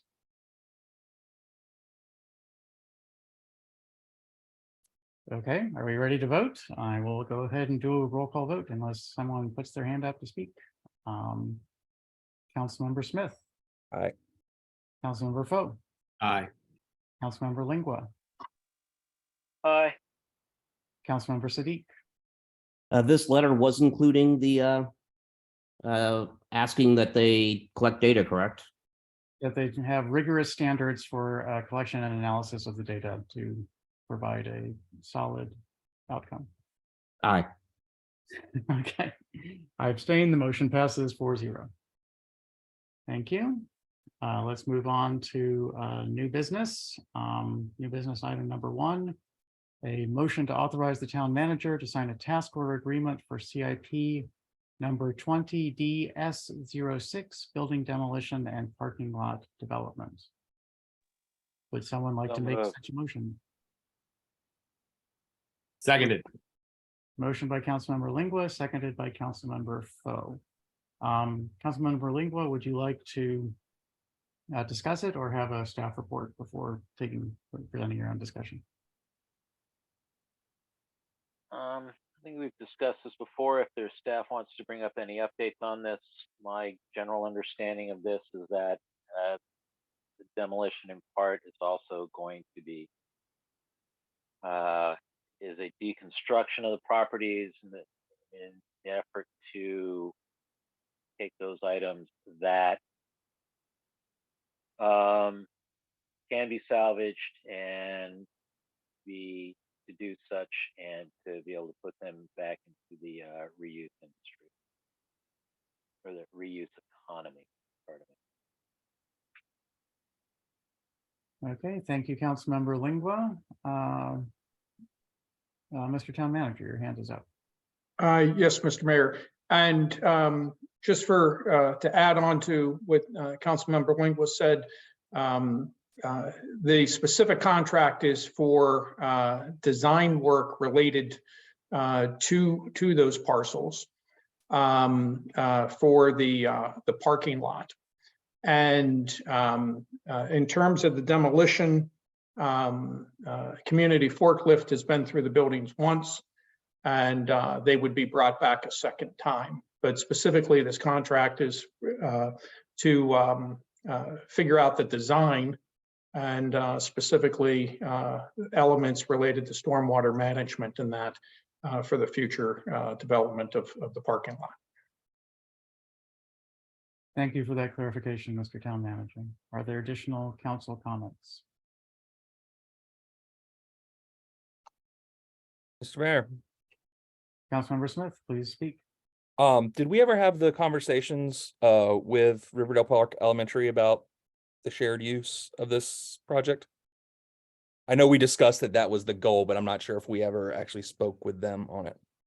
We have spoken with the school system overall, and they are extraordinarily interested in that shared parking arrangement because, of course, as I think anyone who drives past the school on a school day knows, then their current parking situation is quite packed. And I think that a lot of residents who live near the school will also be happy to hear of that because I think there's a lot of school-related parking that happens in front of their houses. So yes, they're aware that that we are moving in that direction, and I think they are eagerly anticipating this parking lot riding. Understood. I'm quite sympathetic to Councilwoman Member Sadek's comments earlier about the use of this for parking. I understand that there is an immediate need that sort of is in competition with, I think, what our values around sustainability for are. So I guess I'm just it would be good if we design this in such a way that it isn't cost prohibitive to make it into something else in the medium to long term, particularly as our needs for our municipal center and use for our municipal center, potentially grow and change in the coming years. Yeah, I definitely support having the additional parking, and for this moment, it's a legitimate public safety issue right now, with the children and pickups and teacher parking and whatnot. But I just hope we don't make it too difficult to turn it into something else when that need arises. Okay, thank you, Councilmember Smith. I'll just state that that parking lots are pretty cheap compared to almost everything else that you can imagine. So a significant apartment building would be in the tens of millions, and I think that that. All right, it's not so much the idea of turning it into a parking lot, right? It's the a parking lot is cheap, but in terms of land use, right? It's about the most inefficient use of land. It is either sitting vacant or storing a piece of equipment that is not being operated, right? Sure, but I think that part of the idea of the parking lot is that we do not have an immediate municipal need for the space to do something else, and it's a need, and it is an immediate need to have it as a parking lot, and it does not put a significant, have to grit your teeth cost when you want to do something else. As we've seen from the sort of construction costs for the municipal center, that even a modest renovation is $1 million, and so construction of a new building of some sort would be many millions to tens of millions, and so you can sort of nod your head and say, okay, we spent a few $100,000 on a parking lot, and it's okay. It's a way of using the land a little bit while you are storing it. Mr. Listician, you had your hand up at one point. I have no further comments, Mr. Mayor. Okay. Are there additional council or public comments on this motion?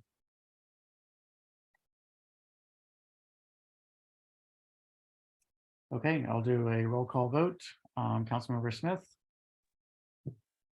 Aye. Councilmember Foe, Hi. Councilmember Lingua, Aye. Councilmember Siddiq, Aye. and I abstain. The motion passes 4-0. Okay, now I need to keep track of where I am. New business item 2, motion to authorize the acquisition of 2 license plate readers through fiscal year 2023 technology grant from the state of Maryland. Can we have a staff report on this? I think this is new to the council. Yes, Mr. Mayor, it is new. I believe we have Deputy Chief Turner here this evening to speak to this. I would say that this is a time-sensitive matter if the council chooses to move forward. Deputy Chief? Good evening. The town was awarded a Maryland State Technology Grant in the amount of $29,100 for 2 LPRs to be mounted on 2 police cruisers.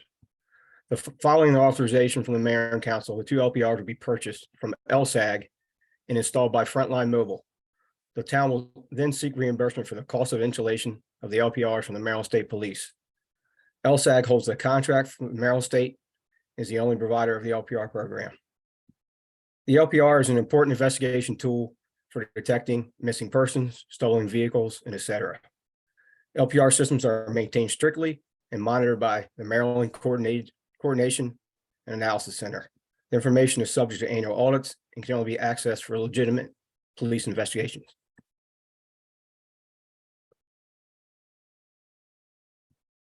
So the staff is requesting that the mayor and council authorize the town manager to enter into an agreement with LSAG for the amount of $29,100 for the purchase of the 2 license plate readers. Thank you, Lieutenant Turner. Are there council would, well, is someone ready to make a motion at this time? Moved. Motion, so Councilmember Lingua moved to authorize the acquisition of 2 license plates readers. Is there a second? Second. I'll say that Councilmember Foe got that. I think Thomas may have come in. Excuse me, Sadiq. So motion by Councilmember Lingua, seconded by Councilmember Foe. Councilmember Lingua, would you like to say anything as the maker of the motion, or would you put it up for general discussion? We can just put this up for general discussion. I think, actually, was it Lieutenant Colonel Turner? Yes, I'm sorry. Thank you for the correction. I was going from, Deputy Chief of Police. thank you, Deputy Chief of Police Turner. Thank you. Along. Anyway, credit where credit is due, and I know it's a number of titles before the name, so I want to make sure we got them all in order. I believe that the presentation was enough to cover anything that I was going to say. I mean, we've had these in the past. This is, I mean, really, I see this more as a continuing acquisition that we've done over time with license plate readers. I believe the first one we had was back sometime, roughly first started looking at this 2010, 2011. We were looking at these at one point and acquired some then, and it's just an item that we've continued to acquire and employ since then. So. Okay, thank you, Councilmember Lingua. Is there other council discussion of this motion? Councilmember Smith. Thank you, Mr. Mayor. Just so I'm reading the supporting document here correctly, we were awarded the state technology grant, but then we're seeking reimbursement after the purchase. Is that just how the grant works, that we get reimbursed after we purchase it? Correct. Yeah, that's the way 99% of our grants work, sir. Okay. The town has to expend the funds and then we send documentation to be reimbursed. Okay, got you. And do our existing cruisers have this technology already? I mean, I would assume we have at least 2 that don't, but. Well, I think we only have 2 readers currently. Deputy Chief? That's correct. We have 2. And forgive my ignorance. I can make a lot of assumptions about what a license plate reader is that are probably correct, but like, what's the use case for that? Is it just more efficient than calling in a plate number and waiting for the response? Correct. It'll read the plates as the vehicle passes. Okay, got you. All right, thank you. Any additional council comments? Okay, I will just sort of speak that there's been a lot of concern that I've heard from people in the past about sort of privacy issues with these. And I actually feel like the Maryland program is run really well in that way, and that the data is immediately provided only to the state police. The state police are monitoring it, and we don't even have access to it locally. It goes straight to them.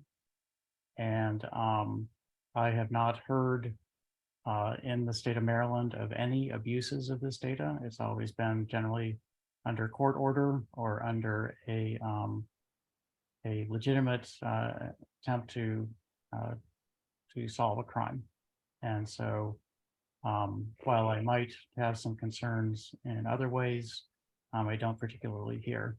And of course, the other thing is that there are some fixed license plate readers that private communities will buy. So a homeowners association might buy a license plate reader and put it on the entrance of their development. And so the technology is out there, and that use of it does give me some concern because HOA would have essentially zero oversight on how they use the data. But this particular use sort of puts the data out of reach of people who might be most interested in abusing it. And I'm pretty comfortable with it. So any other council or public comments before we go to a vote?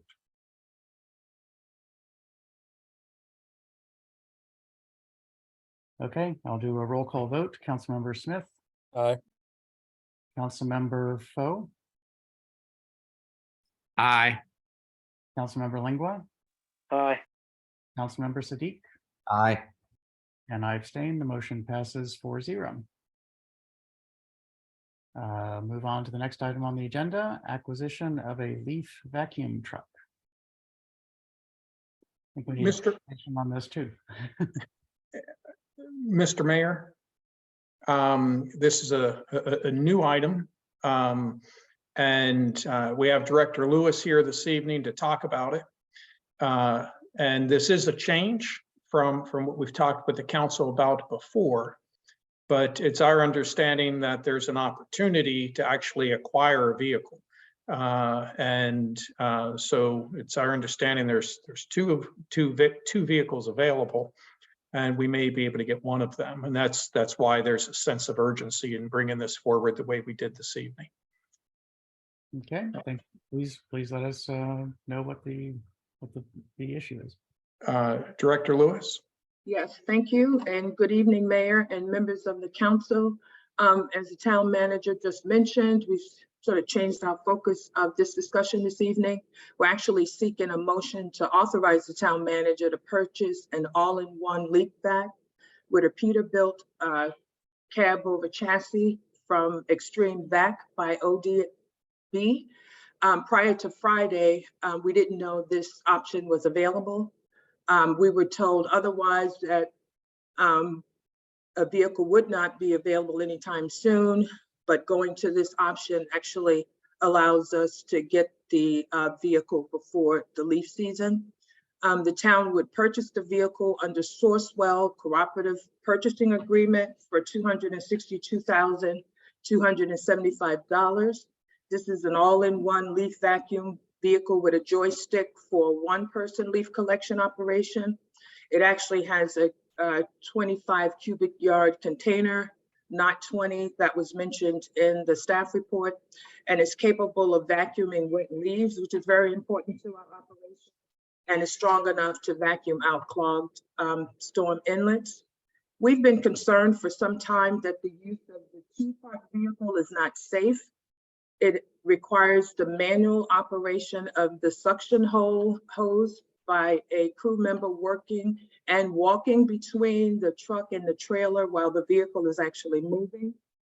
The driver's attention is focused on moving safely in traffic, maneuvering around parked cars, and the location and safety of the hose operator at all times, making this a high injury risk operation. The operation is also inefficient. Managing the vacuum hose is strenuous, and so two crew members are needed to alternate the operation of the hose. And there's usually another employee raking the leaves into tighter piles, making it easier for the hose operators to do their job. So with the driver, that's 4 staff out of a total of 6 crew members in Public Works devoted to leaf collection on every trip. The all-in-one leaf vac addresses both the safety and efficiency concerns. So staff is recommending that the mayor and council authorize funds currently allocated for the purchase of 2 heavy-duty vehicles for the purchase of the leaf vac vehicle. The heavy-duty trucks have been hard to find, and the higher priority at this time is improving staff safety and efficiency of leaf collection. Also, with the recent purchase of 2 medium-duty trucks, we're able to meet our work demands with the dealer again promises that this vehicle will be delivered, in time for leaf collection season. And with that, I'll take questions. Thank you. Thank you, Director Lewis. Are there council questions for Director Lewis?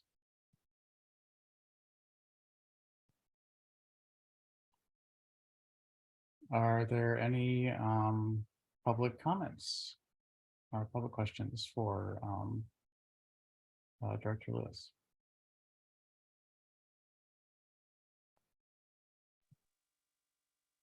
I guess. Mr. Mayor? Yes. I'm sorry, Mr. Mayor. No, go ahead. No, you can, no, you go first. No, it's fine. I'll wait. I guess I just had one question, which was the 25 yard cubic yard capacity. Roughly how much of the streets can be vacuumed in that time period before having to empty that bin? I know it depends on how many people break them to the curb versus bags. Do you have any idea of what that number is? I actually don't. We usually fill up, the existing trailer is about the same capacity, and we do almost fill it on each occasion that we go out. Especially this last season where we didn't have as many frequent trips out in the community to vacuum leaves. Okay, so you can basically fit a typical day for the whole town into this capacity. Yes. Okay. Okay. Any additional questions from anybody? Comments? Mr. Mayor? Yes. I believe this to be a public works coup to be able to acquire something like this. In my 6 years as a council member, it always quite surprises me to see the response when we are putting bags on people's doors. They have a tendency to push back. They have a tendency to push back a bit against the ideology of gas consuming leaf blowers. I've had this dialogue with the town manager multiple times where we're trying to do the green thing, but ultimately what our constituents want is that leaf truck out there doing that job. I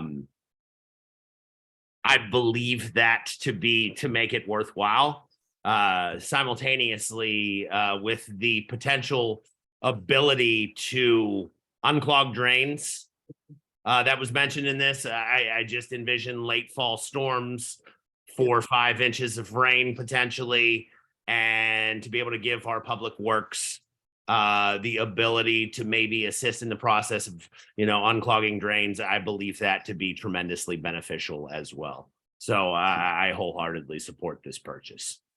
Thank you. Thank you, Councilmember. Any additional questions or comments from council or members of the public? Okay, I'll go to a roll call vote. Councilmember Smith. Aye. Wait, did we have a motion? I don't think we did, Mr. Mayor. Well, I guess we need a motion then. So would someone like to make a motion to authorize the purchase of a new leaf vacuum truck for the Department of Public Works? Mr. Mayor. Move. Oh, This is a popular one. listen, I'll back off. Mr. Mayor, I would like to motion to authorize the purchase of a new leaf vacuum truck for the Department of Public Works. Second. Motion by Councilmember Foe, seconded by Councilmember Lingua. We already had the discussion. So let's go ahead and head straight into a vote. Councilmember Smith. Aye. Councilmember Foe. Aye. Councilmember Lingua. Aye. Councilmember Siddiq. Aye. And council members Mejia and Mayers are absent. I abstain. The motion passes 4-0. Thank you. Okay, the next item on our modified agenda is a letter of support for University of Maryland's grant to acquire electric buses. I got a phone call from our former county council representative, Danielle Glaros, who is now in charge of government outreach for University of Maryland. And the University of Maryland is seeking a grant from the Federal Transit Administration I have to jump between a few windows here, to purchase 35 electric buses and related infrastructure. And just to provide a little context, the university's Department of Transportation Services boasts one of the largest university-operated transit systems in the country, providing between 2 and 3 million trips annually. The shuttle operates in Prince George's County, Montgomery County, Howard County, and the District of Columbia, impacting commuters along I-270, I-95, Capitol Beltway, US Route 1, and reaching a population of more than 6 million people. And Shuttle University of Maryland provides linkages to the Washington Metropolitan Area Transit Authority's bus and rail network. Prince George's County is the bus, Montgomery County's Ride-On, and the 16-mile Purple Line light rail as soon as it's operating, of course. And so these 35 buses would be a serious reduction in consumption of fuel and greener. And so the university is asking if we could write a letter in support of this to be submitted with the grant application, which is planned to be submitted next week on the 14th. I'm looking for that date and the 2 letters they have. Yes, due April 14th.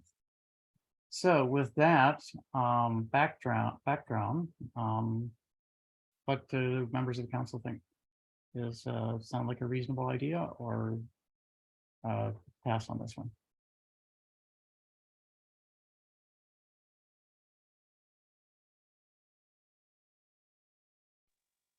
I think it makes imminent sense.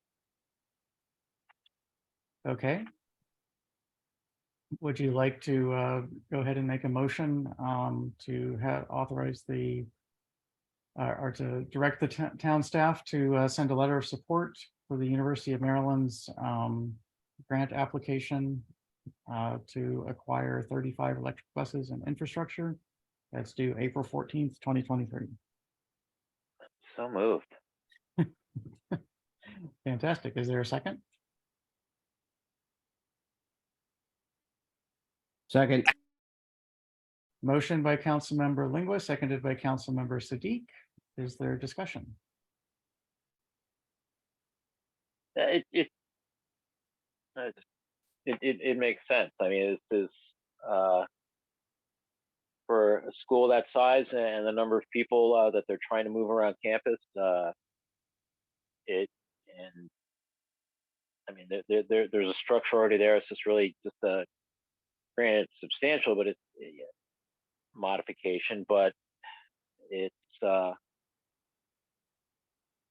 I think it's well within their ability to make that transition, and for it to work well over there.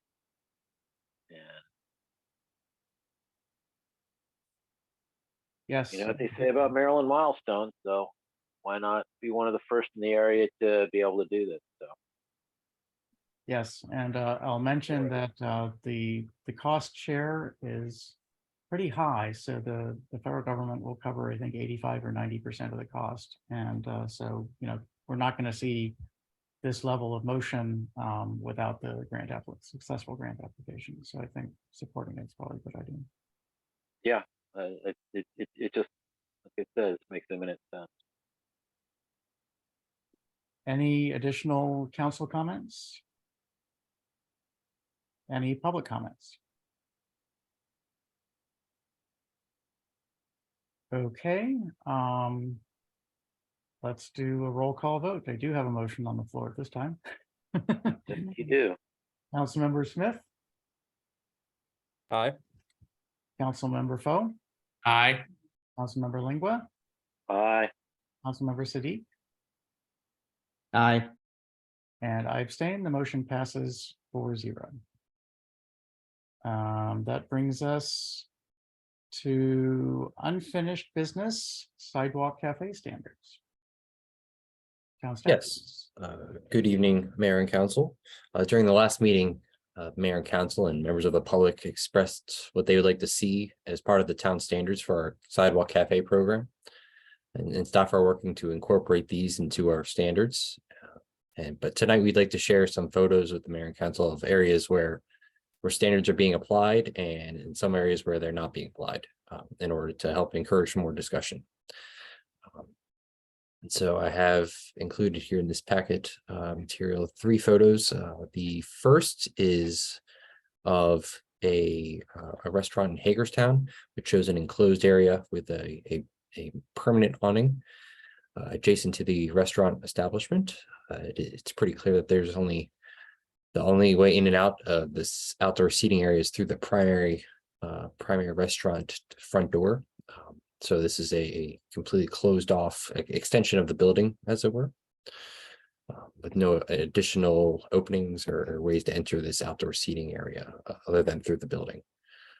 The second photo I have here is of another restaurant in Hagerstown with this time no awning, but this time also allowing residents to enter the outdoor space through an opening in the enclosure on the outside. But again, the enclosure itself does appear to be pretty permanent as well, a permanent fixture to the sidewalk. The last photo I have here is of 18th Street Northwest here in Washington, D.C. And while Washington, D.C. does have standards for sidewalk cafe, it's rather clear that this area is not complying with those standards. And so staff wish to include this as a way to show that the standards that we are choosing here are critical to maintaining the aesthetic of our town center and other places where we plan to have sidewalk cafe businesses. So do any of these photos contain items that should be addressed in our sidewalk cafe standards? Do any of these photos have something that sparks something that we should include in the standards? Mr. Mayor, if I may. Thank you, Director Shelton. Councilmember Lingua, go ahead. Mr. Shelton, thank you very much for these images. I hope you didn't have to drive all the way at the Hagerstown to get those images. Hopefully they were readily available online. That someone was able to acquire them and send them down to you. When I'm looking at those images, I'm thinking of what's already in and around the town, be that Town Center Market, be that Texas 250 Barbecue, be that Riviera Tapas, which is now over in the space where Banana Blossom Bistro was, the now Manifest Bread that is just a few doors down from there, as well as a couple of places that we have along Route 1, restaurants, restaurant from the Dominican Republic, and another one I believe is a Guatemalan restaurant closer down to where Chambers is, let alone what we have up at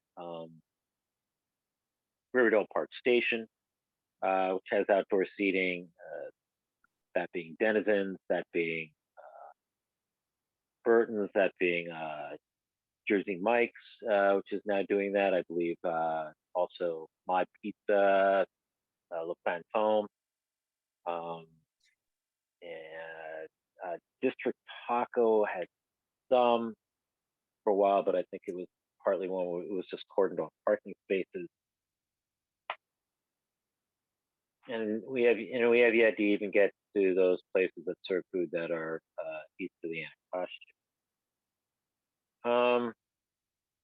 I'm trying to see what you've, these pictures that you've got here from Hagerstown and 18th Street in the district, and trying to envision those, on what's currently set up in these areas, or was previously set up in these areas.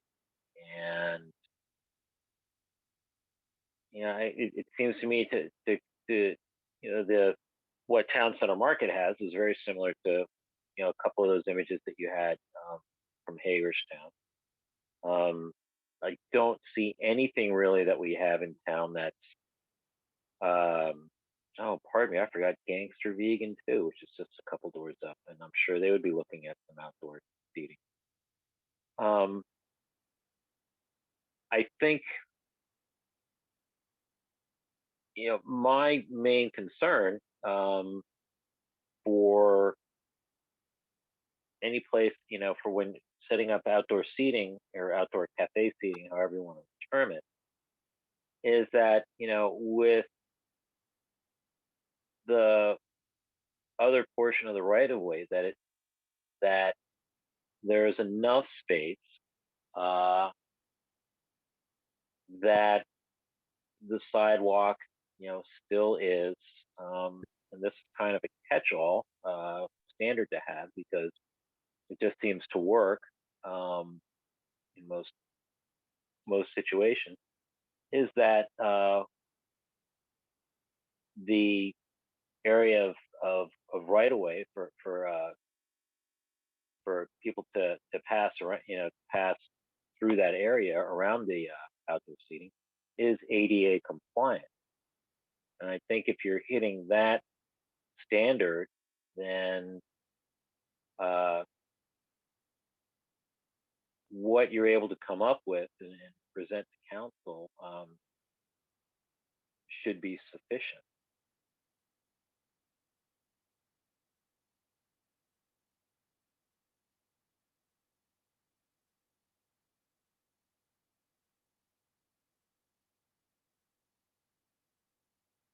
I'll leave it at that.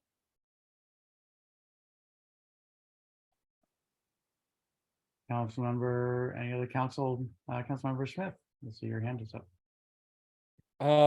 Yeah, I would just say to these pictures, I like the ones that are the spaces do not require entering into a private establishment in order to access. I think, it's generally the values of our community that we want to make things more open, not more closed off. And from what I see here in the provided materials for the proposed sidewalk standards, this all looks pretty good. The one question I have is for Town Center. There are a few spaces, like curb cuts, that are for parallel parking right up against the buildings that are, as much as I drive there, they're rarely occupied. When they are occupied, it tends to be by the proprietors of the folks that we're talking about, of the establishments we're talking about here. And yeah, so this one you're showing now, oh no, that's Adams Morgan. Okay. So these standards, assuming license agreement and all the necessary approvals, folks would be able to have sidewalk dining or outdoor dining in those spaces. I think that's one of the questions that staff would like input from the mayor and council, because this is these parking spots are sometimes at a premium, and so we have to be strategic about would it be first come first serve, or would there be some other means of determining who would be able to use those spots, and questions like that. Yeah, for my opinion, I think it would be great to allow businesses to use those spaces. I'm there fairly frequently. I'm sure we all are. But yeah, they're rarely occupied. The only time I think that the parking there gets kind of full is on farmers market days, but I believe those spaces are actually sort of cordoned off even during farmers market days, so those wouldn't be used for vehicles anyway.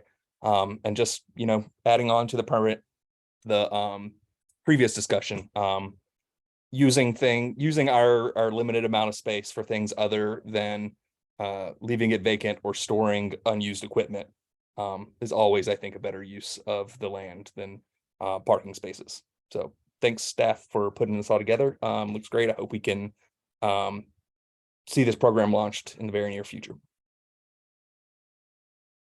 Thank you, Councilmember Smith. Are there additional council comments?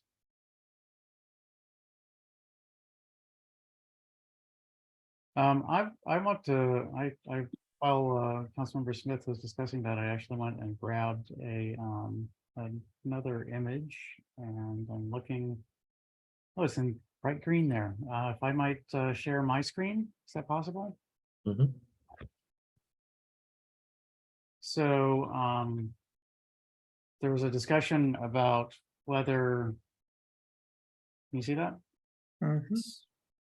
So about whether you could enter the space publicly or not. And so this is a restaurant in Bethesda, and they bumped out into a parking lane to put tables where cars used to be. And there's a sidewalk walkthrough, so pedestrians are walking through, but there's also the tables there. And this, I just wanted to provide this as a conversion of a space that had been parking into a seating area that honestly looked a little bit better than what was going on in Adams Morgan. And I have no idea what regulations Montgomery County has in Bethesda, but thought I would share this one as just another option. I would support ensuring our community does not closely resemble Adams Morgan. As fine as a place as it is, I'm much too old for it. Okay. So, Mr. Mayor, if we could maybe summarize so staff have a clear understanding of what we're doing. It seems that there may be general consensus to have some sort of standards and some sort of design standards specifically. There may be even different design standards in the legacy MUTC area because there are some things there. But it seems the council is open to having a process as well, and a process for determining whether or not parking spaces could be converted. So perhaps the staff can author some recommendations for the council to consider on how those decisions, or what the council would consider in authorizing a licensing agreement.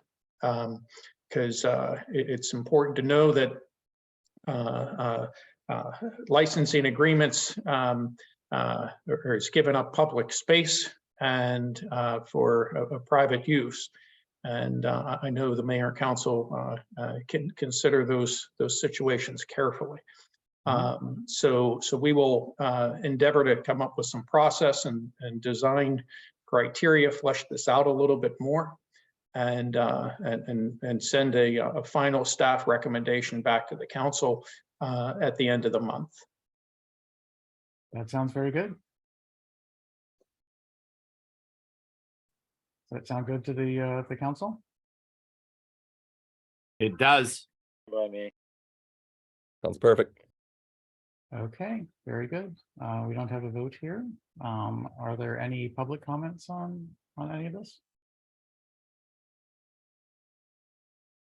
Comments, questions, thoughts? Okay.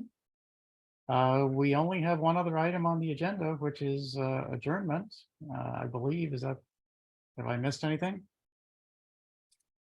Okay, may I please have a motion to adjourn. So moved. Second. Motion Low on the by, draw, Aaron. yeah. Quicker than me, no doubt. Yeah. Younger. Was muted. So motion by Councilmember Smith, seconded by Councilmember Siddiq. Neither debated nor discussed. Roll call vote immediately. Councilmember Smith, Aye. Councilmember Foe, Aye. Councilmember Lingua, Aye. Councilmember Siddiq, Aye. Aye. and I abstain. The motion passes 4-0. We are adjourned at 9:55 p.m. Thank you all for a wonderful meeting. Thanks, everybody. Good evening.